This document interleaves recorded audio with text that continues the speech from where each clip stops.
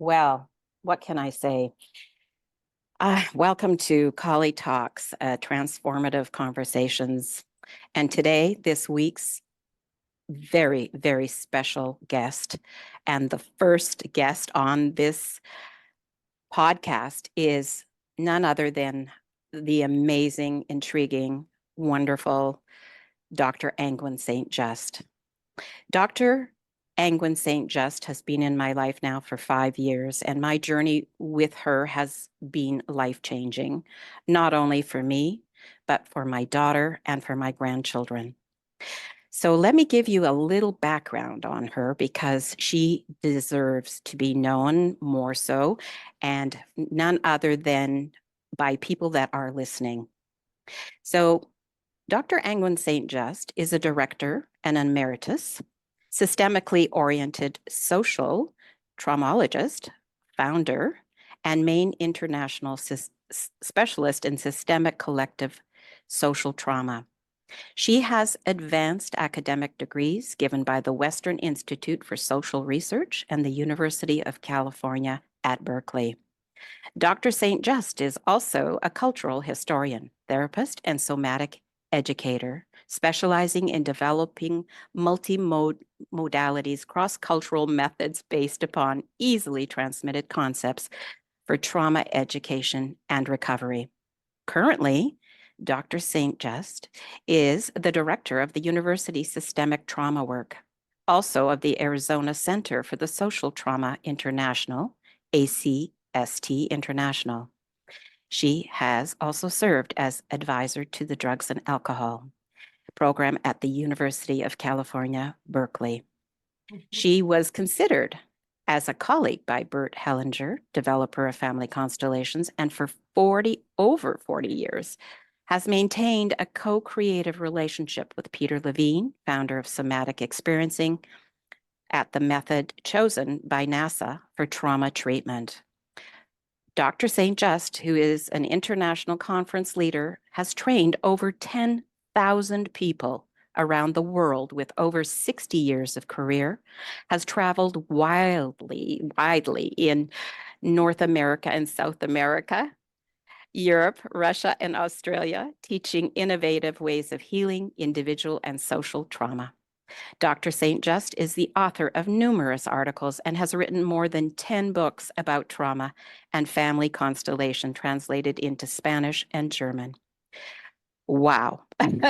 What is there to say more about this amazing woman except I adore her and I am so grateful to have her on my podcast. Dr. Angwynn, thank you for joining me today. As I said, I am honored, and our listeners are going to be amazed and intrigued with the want of more information. But first, we're going to take a journey through pockets of time, stopping at various places along the way. So my first question to you is, what motivated you to work in the field of systemic trauma? Well, it's a pleasure to be here. And that's a complex question. I never planned to be a trauma specialist. This was not a vocation our high school counselors were holding out. We were, I think, at those days in the 50s, we were going to be nurses or secretaries or teachers. There wasn't a whole lot of options for us as the system saw it at the time. And I had a fairly conventional upbringing, and I thought I was going to be a nurse. I come from a medical system. My family was medical, military, and art were the three strands throughout the generations, and I wound up actually practicing all three. Mm-hmm. But the family sort of saw me as, obviously I was going to be a nurse like the other women in the family. Right. I was going to be a nurse and marry a doctor, and we would have a family and a house somewhere and some dogs, I guess. I don't know. I love it. So, so I did train as a nurse at Johns Hopkins in Baltimore at a time when there was still segregation in the South. Okay. And this was considered normal. And, I grew up in the North, so I had never actually experienced segregation when, it was perfectly legal and it was the law. And at that time at Hopkins, most of the doctors were male, most of the nurses were female. You did not see many Black faces at all. And, here I was actually being educated in the sciences right in the middle of this major collective trauma swirling all about us. And it's like I held it in my peripheral vision. Mm-hmm. But, we had a figure ground reversal at some point in my consciousness where what was happening then became more important than any career in nursing. Right. And becoming a traumatologist was not a linear process. And then actually, when I was still a nurse, I was working in the what was then they were called emergency rooms. We didn't have trauma centers as Okay. such then. And so this was in inner city Baltimore, where all of these unresolved social issues were coming through the door with all kinds of somatic manifestations. And the whole thing it got very, very real for me very fast. And I decided that a career in nursing was not for me and that Right. I didn't belong in an emergency room. And I didn't, it was too much trauma, Collie. Mm-hmm. You're right. So Too I much. made what I thought was a very sensible decision that I was going to change careers and I was going to find a career where it was quiet and no one screams and bleeds and dies and needs me 24/7. Mm-hmm. So I decided to become an art historian. Oh, wow. Yeah. Mhm. So, art historians spend a lot of time in the library where it is quiet. Right. So eventually I wound up at the University of California at Berkeley. And the art history department was on the fourth floor um, of a building where access was limited so that the graduate students could study in peace. And we had our own little private door to the stacks Hmm. in those days. And of course, there were, research was you had to go to the library and you had to get a library, go through the cards. It's very cumbersome in those days, but it was open to us 24 hours. And I spent more or less, Collie, 8 years Wow. studying art, architecture, um, literature, and languages. Oh, my And goodness. I loved it. I absolutely loved it. And I thought I had escaped the trauma vortex Until? until I realized, the consciousness movement was exploding in the Bay Area during that time. People were Right. going to S seminars and, they were doing all kinds of other consciousness raising things. And, I got curious and it occurred to me to look at the research papers that I had written at Berkeley. Actually, I won 2 academic prizes for these pieces. The first was actually it was the the impact of the Black Plague on 13th century mural painting. Oh my. And yeah, and the other one had to do with a missing piece of profile history. Anyway, then I had written another paper when I finished my studies in Renaissance painting and I moved on to modern art. I wrote this seminar paper, Sex, Death, and Edvard Munch. Oh, So, I began to look at this and I thought, wow, this is all medical trauma. yes. Oh, yeah. Oh, How far? Oh, yeah. How far did how far did I get? So,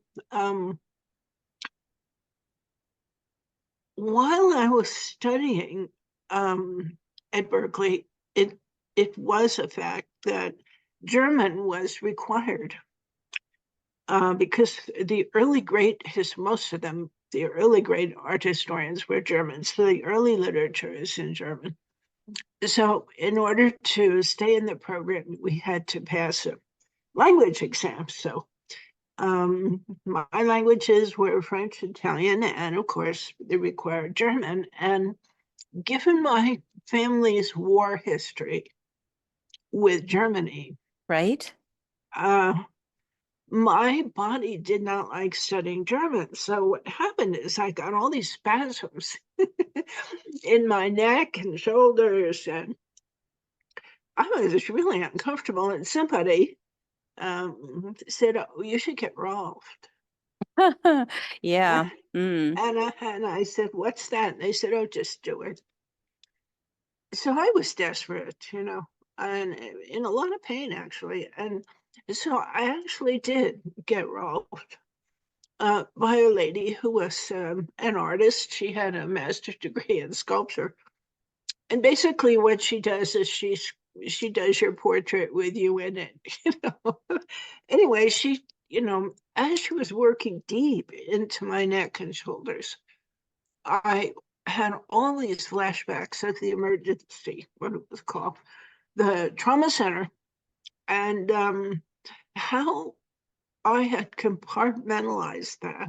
And I, like many healthcare professionals, had been y- trained to compartmentalize and to not react Oh, to, because what you do when you're in an emergency situation all the time is what you do is you do what's next.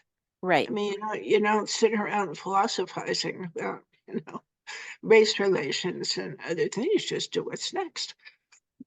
And, suddenly, it was like I arrived fully embodied with all of the emotions that had been on hold since I had been a student nurse.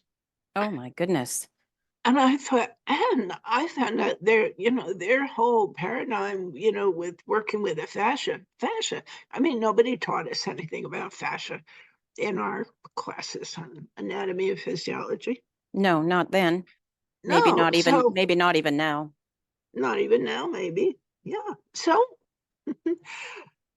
um, I decided I needed to learn this new system with the fascia. And I thought this is very different, very different. So I decided to train as a rolfer. Oh, really? Yes. So during the end of my studies at Berkeley, I enrolled in the rolfing training, and they let me in because I was a nurse. I wasn't big enough and strong enough to really qualify, but I was a nurse that let me in. And there was a party for Dr. Rolf in Sausalito. And at this point, I did meet Dr. Rolf, which was quite Fascinating. life-changing. Yes. Yes. She was 80 at the time. And at this party for Dr. Rolf was Peter Levine. So Peter was just finishing his doctorate in medical biophysics. Oh, at Berkeley. And he was holding court in some other part of the room, talking about evolution and reptile brains and dinosaurs. And I thought, oh, I have to meet Peter Levine. And but he took no notice of me. Of course, I was new. Nobody there knew me. I wandered in off the library elevator. So I finally got my audience with Dr. Rolf, and she reminded me of what Queen Victoria must have been like. She was elegant. She had a plum silk pantsuit and one carnation in her hair upswept, and she said, "So, what can you do for me?" oh my gosh. And then I said, "Well, I don't know, Dr. Rolf." And the there were very few women rolfing at that time because we weren't supposed to be strong enough. And the Mm, guys in the training were making fun of my little wrists. And they were saying, "Oh, wait till Dr. Rolf sees your little wrists." oh, wow. So something came over me, Collie. And I looked at her and I just put both my hands on top of hers. And then she put her hand on top of mine. I did not know at the time that Ida Rolf was legally blind. Oh my. She sensed people, and she did a lot of research, and she um, believed in a kind of somatic awareness that's very similar to cetaceans. You Okay. know how dolphins and whales will swim by something that they want to scan Yes, yes. from the ventral surface. And Dr. Rolf maintained that Rolfers can do the same. I thought that was really far out until I realized that is true. Even I could do it.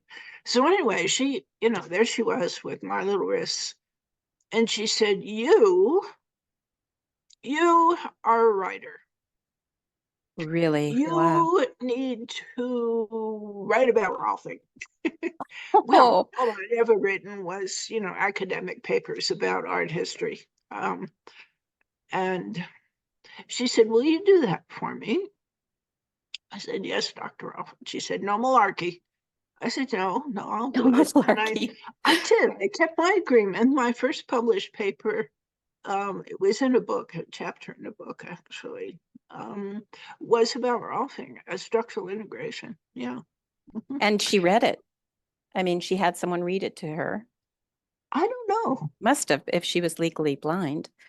Yeah. Well, I don't know. Maybe she just knew that I would do it. Right. And she probably knew what you were going to say too. So, Probably she did. Probably she did. And, the Rovers were really wanting to be legitimate and they wanted people with academic credentials. And of course, Peter Levine was the leading light in that respect. Anyway, I, of course, couldn't get Peter's attention. So I asked around. I said, "Well, how do you get to meet Peter Levine?" So they said, "Oh, give a party. He'll come. Peter loves parties." So I was given the name of Peter's brother, who was still is a doctor of Oriental medicine and a homeopath and friend of Rolfing. And so I went to see him and I said, "Hi, I'm new in the community and I need to meet Peter. Can you help?" "Oh, yeah, here's a list of his friends." So he gave me a list of Peter's friends and their phone numbers. So I called them all up and said I was having a dinner party um, for Peter. And they said, "Oh, fine, great, Peter, we'll come, la la." So then finally I called Peter. So I said, "I'm having a dinner party and your friends are coming." He said, "Oh, who's coming?" And I read in the list that his brother had given me. So he came. oh, wow. So, Collie, it was my party.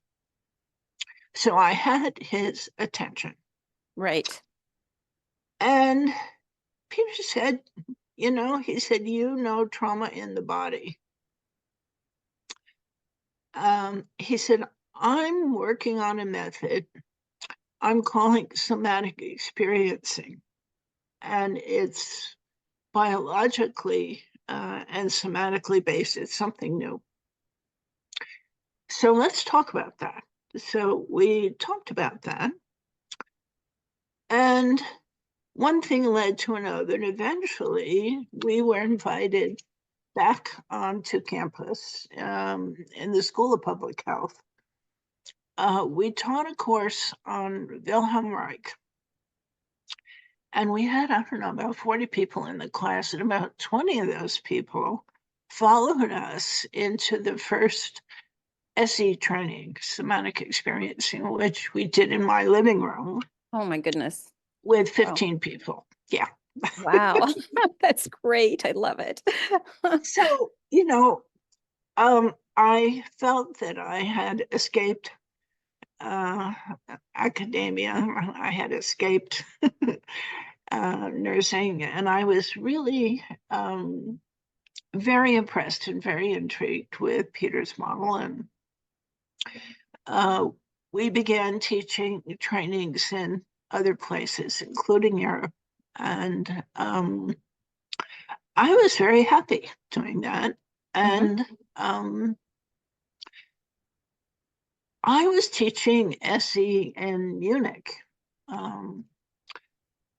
And my students were running off on the weekends to study with some uptight old priest who was putting everything in order. And, I just couldn't see the value of any of it. And I was not interested in order. I was working with chaos and vortexes and, anyway. So I knew who Bert Hellinger was, but I was not the least bit interested. As a matter of fact, I was very put off. Oh, really? By this uptight priest. Uptight. And, I told Bert that, and he just laughed, So anyway, eventually, our home base was in Boulder, Colorado, and eventually Bert came on his first trip to the U.S. to Boulder. And I thought, wow, okay, now he's come here. I should go really see for myself what's so fascinating about this person. So nobody, well, hardly anybody in the States knew about Bert Hellinger. And there were about 15 people in the workshop, and there were maybe 3 Americans. Oh my, not surprising. So, no, really. Others were all German. Of course, they knew who he was. And, I sat very close because, I wanted to get a good look at him. And he, I don't know what I was expecting, Collie. Some kind of PowerPoint, some kind of introduction, some kind of overview, some kind of, I don't know, Some kind of background. Yeah. something. And then, no, this sweet old man came in and he sat down and he said, okay, who wants to work? That was it? That was it. And I thought, what? Who wants to work? What does that mean? Wait a minute. Who are you? But, he was very calm. And of course, all the Germans wanted to work because they knew the work. And so Bert set up a constellation. And the representatives began quaking and shaking. And I was sitting there, watching these shaking Germans, just wondering, what's going on? And to Bert, this all seemed perfectly normal. And eventually he said, it's clear there has been a murder. I thought, a murder? I don't see a murder. What is it? Oh my goodness. But, as the constellation evolved, it was clear that there had been a murder of a child and it had been covered up. Mhm. And then it began to dawn on me that this gentleman knew how to work with the informational field and that he was doing trauma work with more than one person. Oh I my realized goodness. he could do trauma work with whole systems. Family. Now, I'm also trained as a marriage and family therapist, Right? which was part of my escape from academia. Hmm. Um, but nothing in my marriage and family training prepared me for what I saw happening in constellation work. And I thought, oh, this is really important. So Peter and I, Peter is a physicist, and Arnie Mindell, another trauma person also, a physicist. And physics and trauma there's a lot of information in both. And we knew about the informational field because Peter was also interested in shamanism and had done a lot of work with medicine people, Right. um, where the informational field was given. But we, in the somatic experiencing model, we knew how to work with the individual, but not with groups. And we didn't know how to clinically apply the informational field. Okay. But I knew right then that Bert knew that, and I needed to know that, and that was it. You know. That's how the dance started. Yes. So the next thing, Bert said he wasn't very sure of his English in those days, and he had Hunter Beaumont with him translating. Okay. And toward the end of the day, he said, "Well, I'm going to go get some supper, and then I'm going to come back, and I'll be available for questions." So he came back, and there were like 7 of us. Um, and we were sitting on the floor around his chair asking questions. And oh, golly, boy, did I have questions. I can imagine. Question, how much time do you have? Right. So, but Bert was always very clear and very perceptive. And in a way, similar way that Ida Rolf was, she just sort of got people. She Hmm. knew what was needed to happen and so forth. So I said to him, Bert, you have the missing piece for trauma. And he said, and you have the missing piece for constellation work. Oh my word. Right there. Wow. Now, I didn't know what that meant at the time. He said, you need to come with me. He said, we'll travel. And I'm doing some pilot projects in British prisons studying victim perpetrator dynamics. In prisons. Um, 3 British prisons in Windsor. Wow. Yeah, and all of the prisoners were male and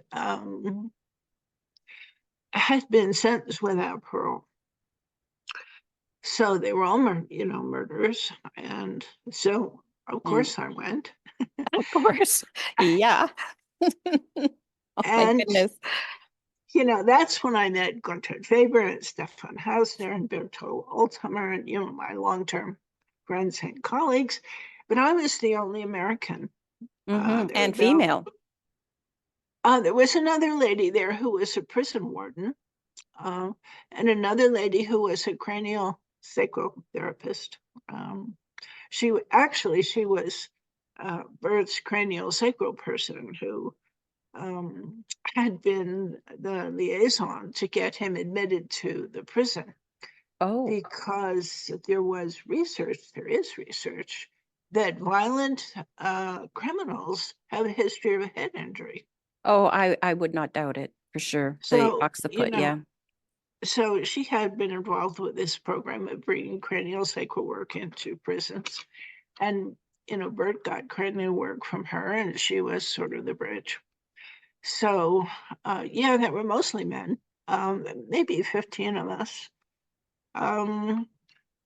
And we were in prison all day, and then they let us out, and we could have dinner with Bert and ask questions and talk about the day. And uh, we began actually a very long conversation that continued over the years, because what he said was true, that the constellation work as it was in the early years was not trauma informed, and people were being re-traumatized, Mm-hmm. and this was putting people off the work. I know Peter was initially horrified. He said, "You need to stay away from those people. Oh, They're traumatizing people." And they were. I mean, it was true.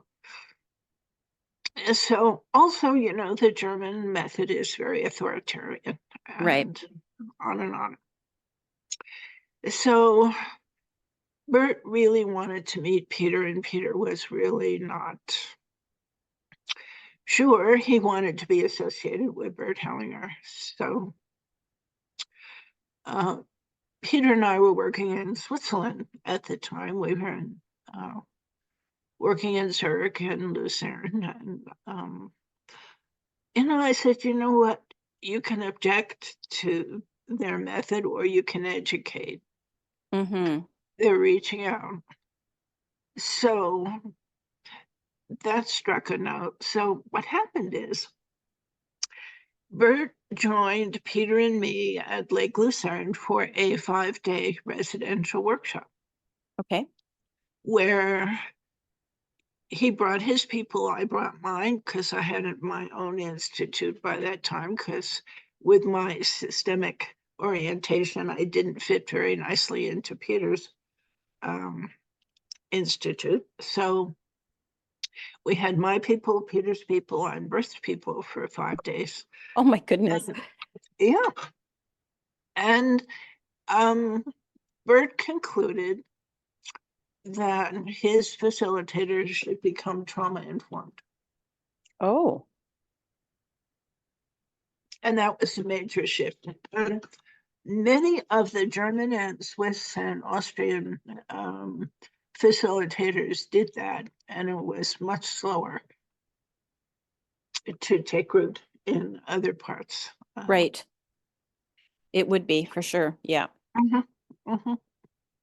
But it turned out I was the bridge between the trauma work and constellation work. So Wow. eventually, Fascinating. yeah, that's where life landed me. That's where life landed you. Oh my goodness. I'm right in the middle, so where I still am. And Mm-hmm. And the journey continues. I mean, it's not it does. Because, absolutely yeah, because, well, I'm medically trained, but I'm also a historian. right. And to understand transgenerational trauma, the facilitator needs to know about history. Right. History And matters. history is not taught in any of the mental health curriculums. Amazing. And there was no course in history in any of the mental health programs for psychology or marriage and family, nothing about history. So I thought this matters. So I began teaching and following actually in Bert's steps. It was around, I think, 2001 when Bert, as a result of his work with the victim perpetrator dynamic, Mm-hmm. um, he was applying that to the Holocaust Oh, dynamic in okay. Germany and also in Israel. And he was then moving out of confining his work to family systems. Now the work was larger, working with larger systems. And that's when he moved into things like tribal consciousness and the collective. Okay. And people were very attached, many still are, to family constellation work. That's all they want to do. However, Bert gave a talk in Mexico City in 2016, and he talked about the greater forces that shape individual lives, Oh, fascinating. relationships, families, and other larger systems. So then he said, what are the greater forces? Well, war, Mm, epidemics, famine, economic collapse, religion, immigration, emigration, natural disasters. And to that, I would add radiation. right. Um, and how many therapists asked, was anybody in your family ever in a war? Yeah. Nobody ever asked me that. No, nobody that ever asked me either that I've been through with regards to the regular so-called therapist. No. No. And, that's the key to my whole story, actually, Oh, Connie. tell me more, please.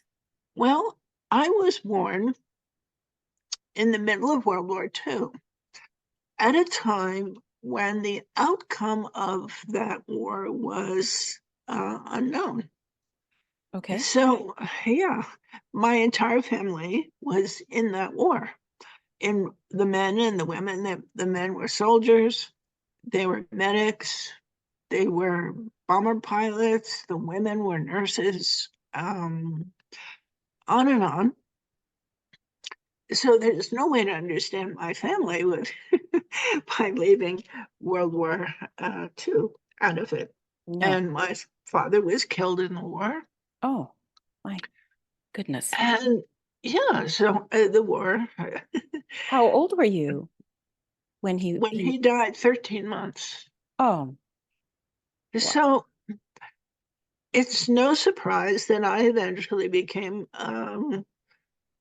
focusing on war trauma. And I did a lot of work with combat veterans from Vietnam and eventually Russia. And I worked in Russia on and off 10 years, working with at a war trauma clinic there. Um, and much of what I learned about collective trauma, I learned from the Russians because they think collectively. Mm-hmm. Um, in the West, we think medical model, one Right. on one, right? They don't. They think collectively, and their resources are not particularly psychological. They trust community and nature. Mm, I and certain they work with a field with shamanic things. right. So most of what I learned about collective trauma, I learned from the Russians, and at that time, I think the first trip there was 1992, the last 2002. Okay. That at the time in the constellation community, there was no interest really in the collective. Really? No, it was family. Hmm. And in some places still is. Right. But my work in Russia had to be collective because they did not resonate with one on one anything. Hmm. It all Fascinating. had to be group. So my education was not only, with a collective, but I began to realize, that my generation grew up where the enemies Mm-hmm. were the Germans. And then, as I got older, it was the Russians and the Japanese were the enemies. And while I was in Russia, it's very important to them to gather at war memorials and all grieve together. And I wrote a piece called Grieving with the Enemy. Oh, okay. And I realized I think I have the wrong enemy here. Um, I never really had anything against the Russians personally, but it was different with the Germans. Mm. So it really wasn't until I went to Germany and worked with war trauma in Germany, and of course made the first, at least, informational contact with Bert Hellinger, that the war trauma that had me with an antipathy to all things German.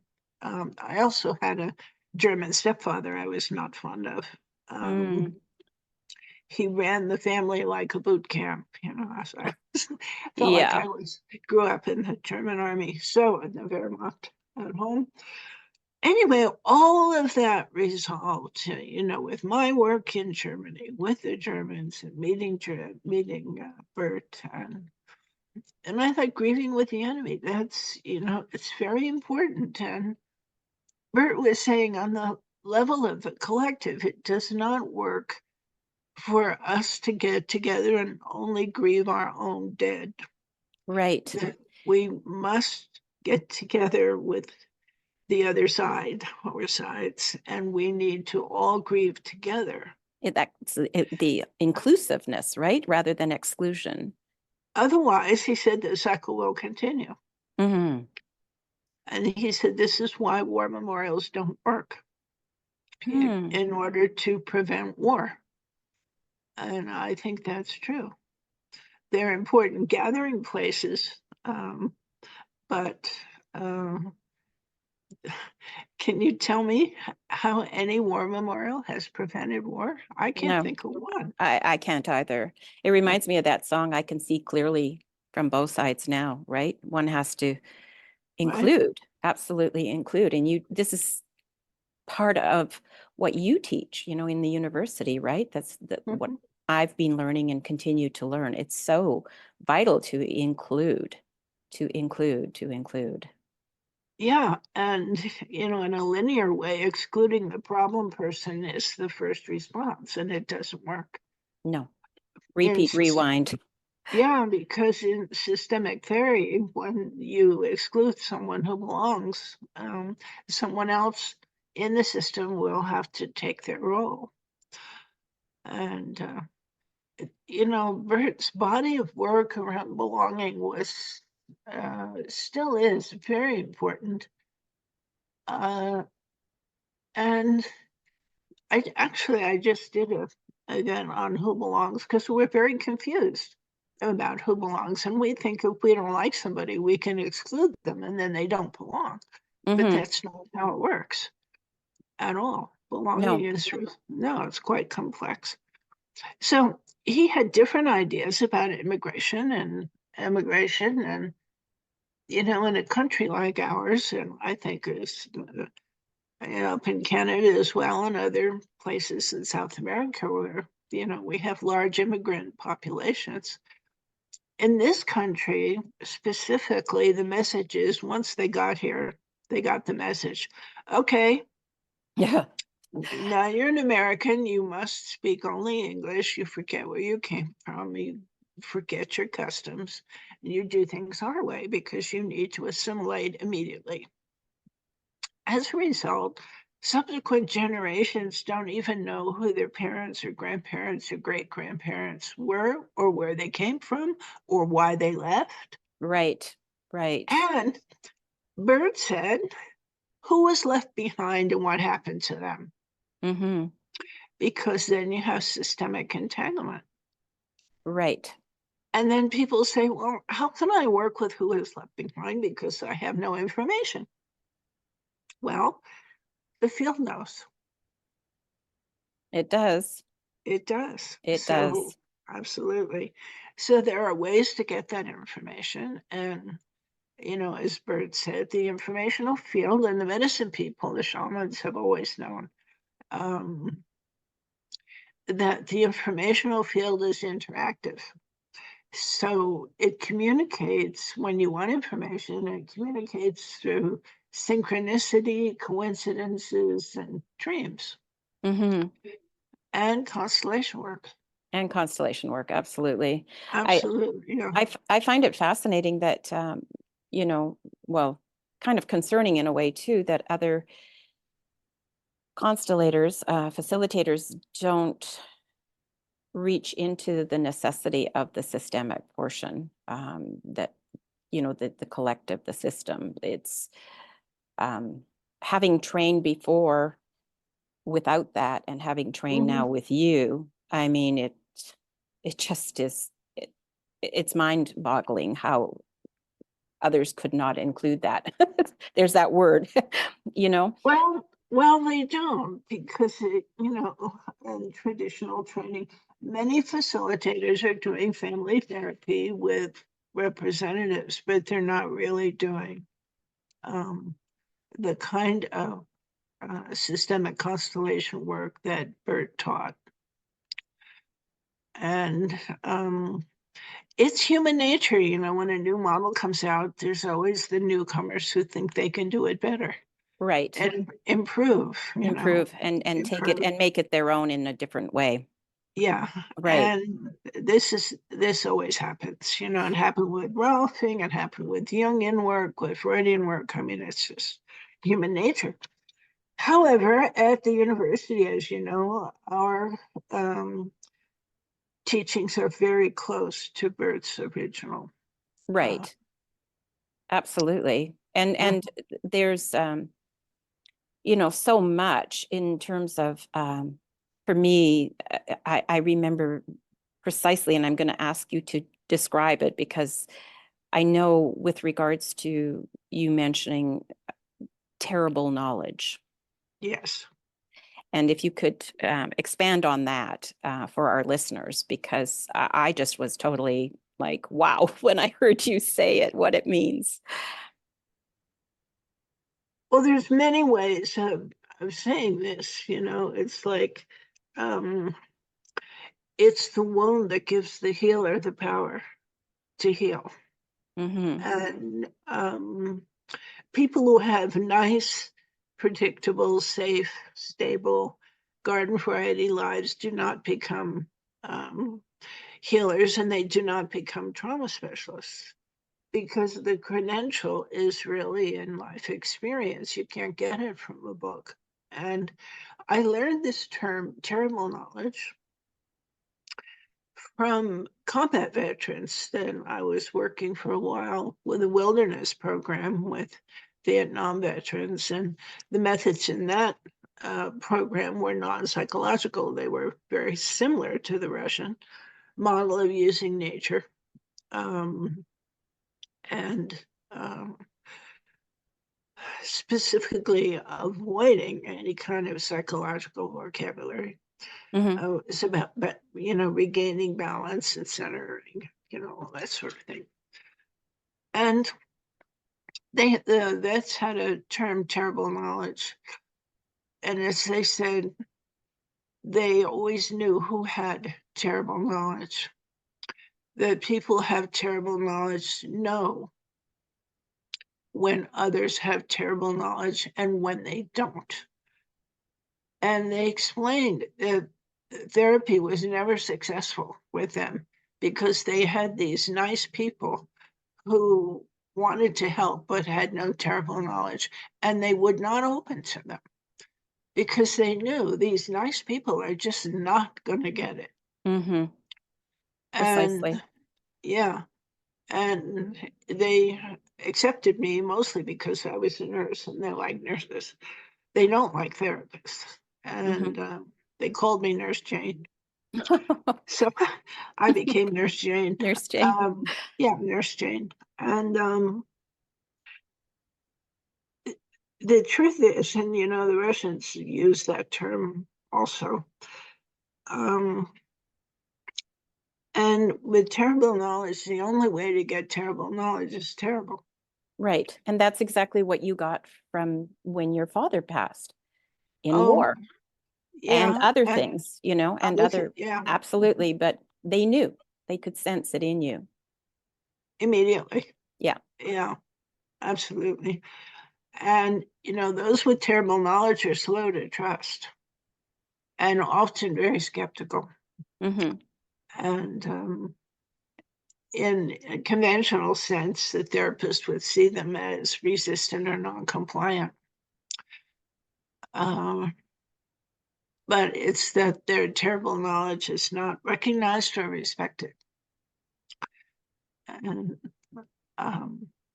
I noticed when I first started doing therapy, trauma groups, people would sometimes apologize that they still had trauma. Oh, So, really? yeah, somehow they had the idea they had to have their, especially the therapists felt they had to have resolved all their trauma before they came in for training. And that's just like, no, your own trauma is your training. Right. Um, yeah. So Exactly. that's terrible knowledge, That's terrible knowledge. Yeah. Wow. and terrible knowledge is terrible. You can't get it any other way. No, which I find, concerning in some ways because I know of, in university and all these different students going through, psychology and whatever courses to work with people in this area, and they're coming out at 19, 20, and like you said, they've some of them have lived a very nice life. And Mhm. and then they're going to be, treating people and working with people and hoping to, move people out of their trauma. Well, therein lies, re-triggering. Yeah, and a lot of these well-meaning people burn out real fast. Mm-hmm. Oh, I would believe it. Mhm. It would be like a tsunami hitting you when you're working with people who have terrible knowledge and you don't. Yeah, Right? and this was part of what hit me in inner city Baltimore. Um, I Mm-hmm. was I was not prepared Mm-hmm. um, at age, I think I was 20, Wow. um, to be dealing with the many levels of trauma, including the horrors of segregation and child abuse, and you know, Oh, the, the whole time I was at Hopkins, and I spent a lot of time on pediatric wards, pediatric surgery, and pediatric cardiology, and so forth. Never saw a case of child abuse. really? Yeah. Why is that? In inner city Baltimore, In never, it's not possible. And we didn't see sexual abuse either.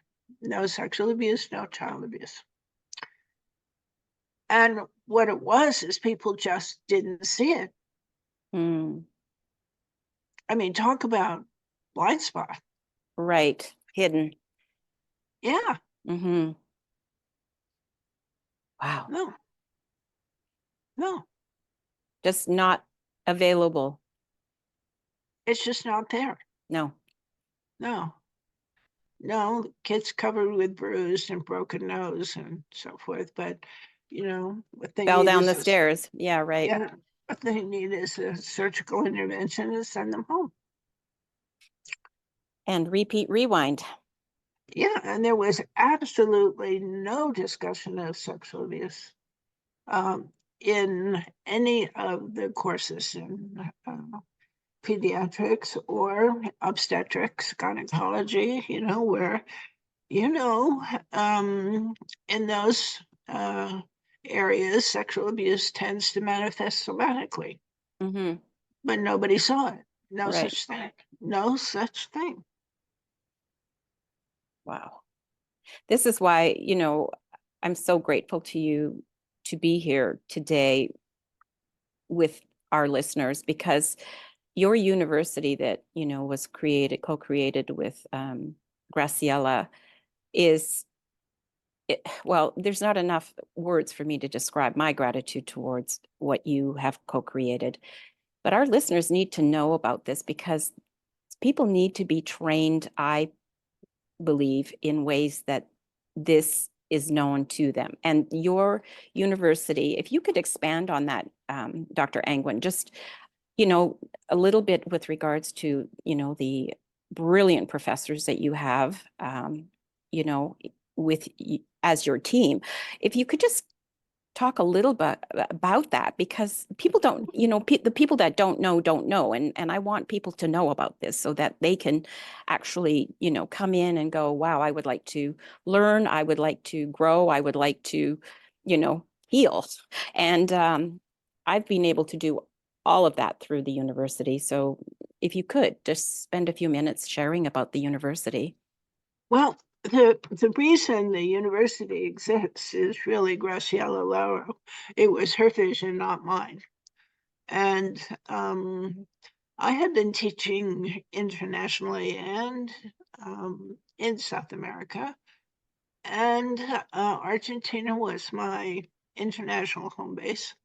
Mhm. And Graciela's publishing house, Senios, had translated, I think, 5 of my books into Wonderful. German.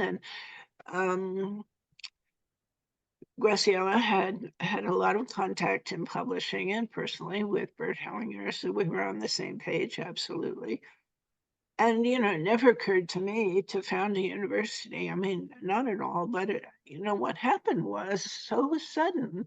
When the COVID mandates came down, it was like overnight.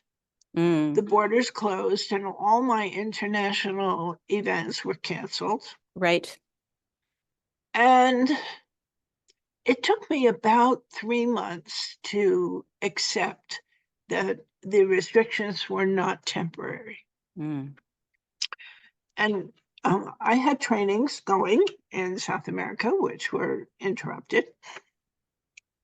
So Graciela said, well, this is a new world, Angwyn. Come on. Now we have to go online. Well, I'm not much of a techie. And I was very resistant. I did not see how I could constellate online. And um, still, I was hearing from colleagues who were doing it, and they said, come on, Angwyn, the field is the field. So Graciela persuaded me to try it. So um, she organized our training events online. And what happened was people began to come in from other parts of the world. Mm-hmm. And people were coming in from countries where I couldn't even find them on the map. And suddenly we had outreach to people that I could never have reached with me running around on airplanes, that people were coming together online. And Graciela said, I think we have a university. Oh my. Wow. And I thought, well, maybe this is a new world. And I certainly have seen people coming in, even people from Islam, Mm-hmm. which, Islam has been historically hostile to constellation work for various reasons. But, it's like, here comes everybody. What are we going to do? So I thought, oh, okay, if I'm going to have a university, I need a faculty. Right. So I chose the people that I thought had the most to offer internationally and cross-culturally. Okay. So I invited Dr. Karl-Heinz Rauscher, medical doctor and internist and shaman, and a longtime creative partner of mine. Karl-Heinz and I did Men, Women, and War, and the war between men and women, and he always wanted to put peace in there somewhere. Um, we were very successful in 14 countries, and then, of course, COVID stopped that. And his wife, Irmgard Rauscher, very experienced facilitator. She was involved in the work long before me. And she really focused on gender issues, particularly she developed yoni constellations working Right. with the female reproductive system. And so I thought, wow, okay, you can have our Department of Gender Studies. So she said yes, and I was happy.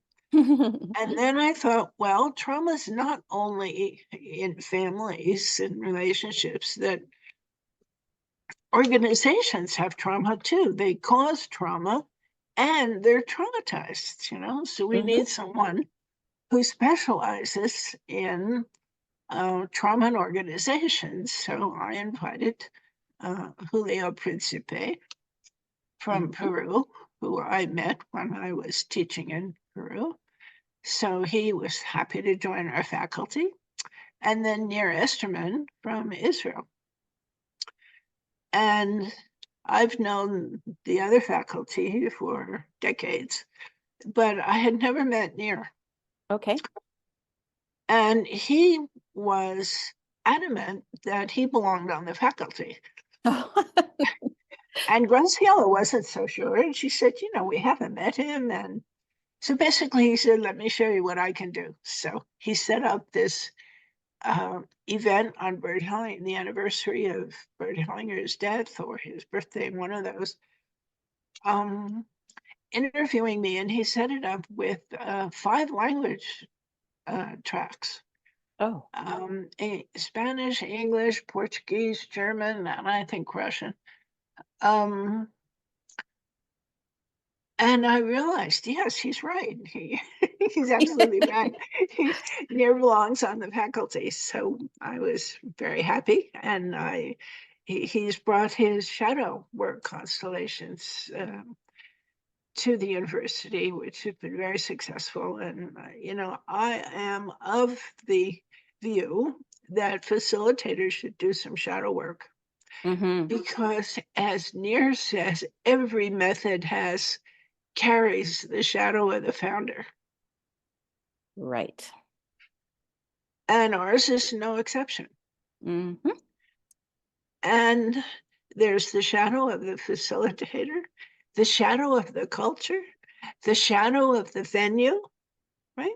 Right. Uh-huh. And Ve- if you're oblivious to this, you can get blindsided. Well, I can attest. I've, had the privilege and honor of studying with all of them. And yeah, I mean, it's a brilliant university.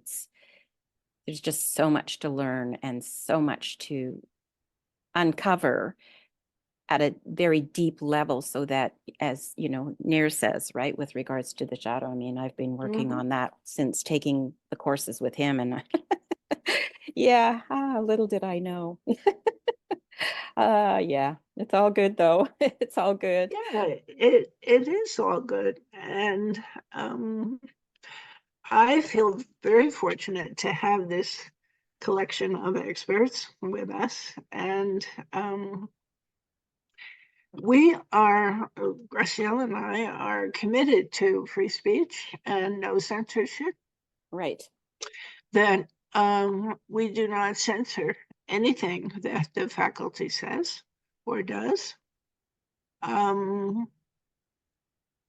and because we're mostly postgraduate, um, we're not really concerned with legal certification of any kind, which means that we're not subject to external controls for our curriculum.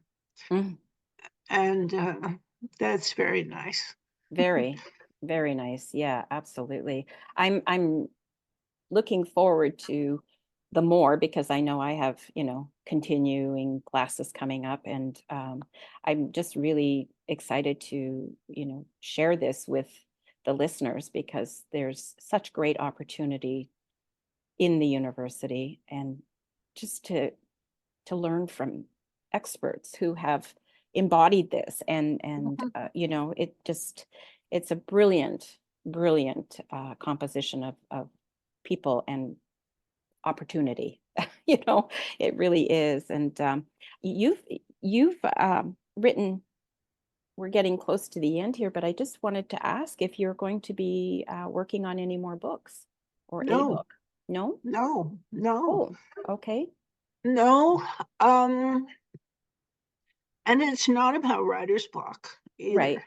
Um, I realized that, people were asking me when I was going to put my work on audiobooks. Mm, And I said, because we don't read anymore. right. Right. So I thought, Mm, yeah, people are not really reading. And I need to follow Barbara Morgan's example.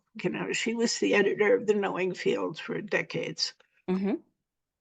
And I wrote over 50 articles for the Constellation Journal.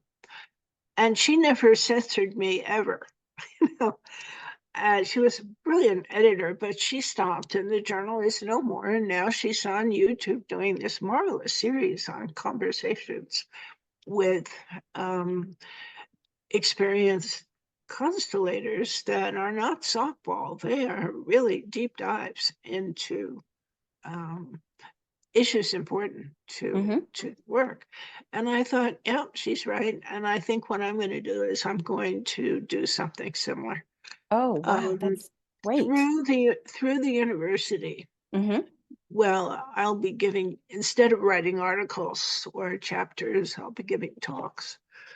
And I think that's the way to go for the future. Right. Yeah, it's unfortunate. You are so correct in, my granddaughter is 9, and I was concerned about her not wanting to read. And Mhm. of course, I didn't want to force it, and nor did my daughter. But, she loves to read. And I'm so happy for her because it takes Mhm. us to places and people and, you know, things that matter like history, right? She's getting to discover all these things that otherwise, because they don't teach it in school anymore, history in Canada has totally been removed, which Yeah, is, here you too. know, Yeah. so yeah, so reading is, not something that a lot of people do anymore. So Mhm. what you are going to do will be brilliant. So it'll be on YouTube. Yeah, through the university. Okay. And, Graciela is coordinating all that. Okay. And we have worked together for a long time. Right. And we work together very well because she does all of the administrative work Yes, and she's all of fabulous. she I is. I And love her. Yeah. her daughter Lucia now is helping with the technical aspects. So And we she have does a all that. great job. Yeah, it's all in-house now. And we have very clear boundaries about who does what. So I would not venture to tell her how to administrate, and she doesn't tell me how to teach.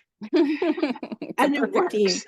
It It works. It's a works. perfect team. It really is. Yeah, It's wonderful, yeah. and it's wonderful to be part of it all. It's yeah, just like I say, I'm very honored and privileged really, because I Well, Collie, did you see the news? It's like universities all over the world are being shut down. Mhm, absolutely. And education has been interfered with first with the lockdowns, now with the quote fear of violence, Mhm. with the student demonstration. It's very hard for people to get an just to get Education. an education. And I think there are people who still want to learn. And to have an online university is, I think, part of our new world. Exactly. And how I'm going to post, links to you and to the university. Um, but for people listening right now, the university it's .org, right? ORG, Mhm. Systemic Trauma It's University. it's traumauniversity.org. Okay. Okay. Mhm. And like I say, I will post links and make sure that people are able to get in touch with you and with the university, because I know there are people out there that want to, and I'm definitely one who is spearheading people in that direction. So, Everybody's welcome. yeah. And, the atmosphere at the university is very expansive, inclusive, and, we've not had any friction over current social topics. And I think the reason is we are so diverse. Mhm. that everyone has remained very spacious. Well, it's amazing. I walk into the university online and I'm with people from all over the world. All And like over. you said, there's no way I in my lifetime could get on a plane and go to all those countries and be there and learn from them. And I'm learning so much from them being there from Yes. different countries. So Mhm. there's nothing like it. There is No, nothing like actually, it. there isn't. It's No, true. there Yeah. isn't. So, well, I cannot thank you enough, Dr. Angwyn. I'm truly honored to be with you and to have you do this podcast and to get it out there because it's going to be the first one out there. And I know people are waiting because I've been promoting things, but I'm just so honored. So thank you so much for joining me today. And And and the university thanks you. oh, absolutely. My honor. Absolutely my honor. And I look forward to being in class next Saturday. So Mhm. it's going to be good with Professor Near. Yeah, back into some more shadow work, which I'm loving. So it's great. So thank you so much for your time, for your knowledge, for your, journeying, the hero's journey that you've been on. Absolutely. Absolutely. Well, the bottom line, Holly, is you've heard me say it many times, I trust the field. Yes. Well, I'm so glad the field brought you into my life for many reasons. So love you lots. Love you lots. Thank you so much. And we will see you on Saturday. Bye for I'll be now. there. Okay. Thank you. Bye Bye bye for for now. now.